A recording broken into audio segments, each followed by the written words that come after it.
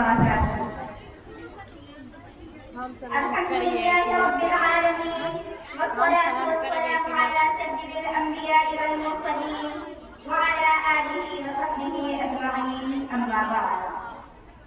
أعوذ بالله من الشيطان الرجيم، بسم الله الرحمن الرحيم. إنما يخشى الله من عباده العلماء، إن الله عزيز غفور. وقال إن الذين قالوا ربنا الله ثم استقاموا تتنزل عليهم الملائكة. صدق الله العظيم. جنہیں میں ڈھونڈتا تھا آسمانوں کے زمینوں میں، وہ نکلے میرے ظلمت خانے جن کے مکینوں میں. جلا سکتی ہے شمعیں خشکا کو موجے نفسوں کی، الہی کیا چھپا ہوتا ہے اہل دل کے سینوں میں. نہ پوچھوں فرقہ پوشوں کی ارادت ہو تو دیکھ ان کو، یہ دے پیسہ لیے بیٹھے ہیں اپنی آستینوں میں. محترم سامعین و سامعات، آج میں ان یاران باسطہ، شہیدان عشق و وفا، وارثان بلال اور سرافل آزادی کے تذکرے کرنے کی سعادت حاصل کر رہی ہوں، جن کے قلب و جگر میں اسلام کی عظمت معمور تھی، جن کے چہرے پر عزم و استقلال کی کرنیں جلوہ فکن تھی، جن کا دل جذبہ جہاد سے سرشار تھا، جنہوں نے اپنی زندگی اسلام کی سربلندی اور اعلیٰ کلمت اللہ کے لیے وقف کر دی، جن کی ایک تاریخ ہے، جن کی ایک داستان ہے، جنہوں نے ہر دور میں اسلام کی آبیاری کی ہے اور چمنستان اسلام کی طرف بڑھنے والے ہر باب سمون کے راہ میں دیوار آہنی بن کر آئے ہوئے. محترم سامعین و سامعات، چمنستان عالم کا پتا پتا، بوٹا بوٹا اس بات پر شاہد ہے کہ طبقہ ان اصحاب فکر و نظر، وارثان قلب و جگر کا طبقہ ہے، جنہوں نے تاریخ کے نازک دور میں اس امت کی رہنمائی و دستگیری کی ہے. یہ یاران باسطہ شہیدان عشق و وفا کا قافلہ ہے، جنہوں نے ہر دور میں باطل کا مقابلہ کیا ہے.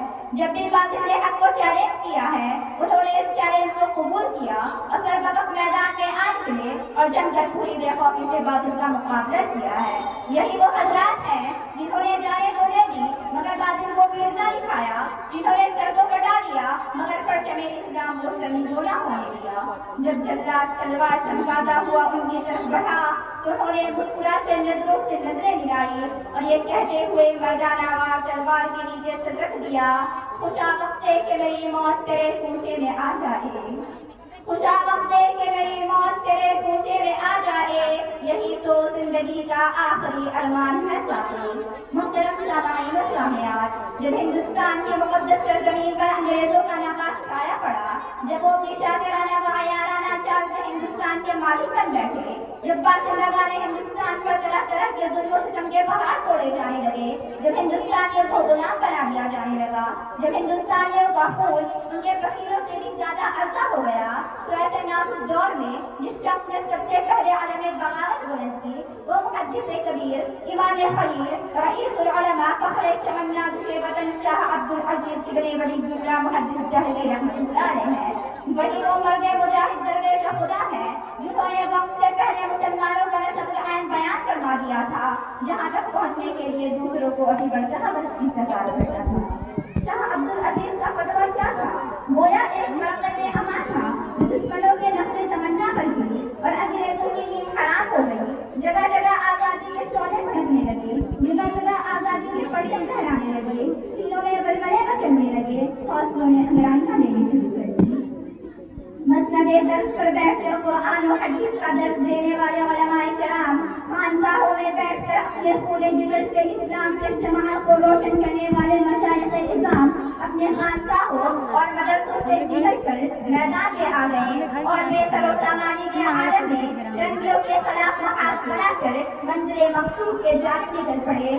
اور میں اکیلا ہی چلا تھا جانب منزل مگر، میں اکیلا ہی چلا تھا جانب منزل مگر، راہرو آتے گئے اور کارواں بنتا گیا.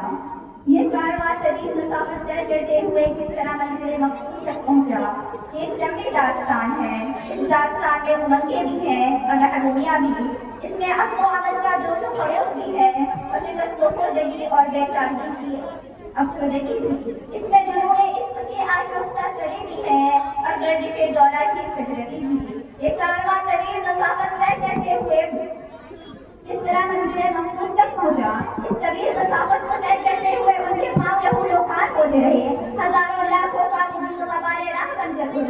کبھی جبر و تشدد کے خاندان جھاڑیوں نے ان کے دامن کو تار کیا تو کبھی وحشت و بربریت کے پہاڑ ان کے راہ میں حائل ہو گئے، مگر اس بدمزاجوں کے دیوانوں نے ہمت نہیں ہاری اور حادثات و مسائل سے ٹکراتے ہوئے اپنے منزل مقصود کی جانب بڑھتے رہے۔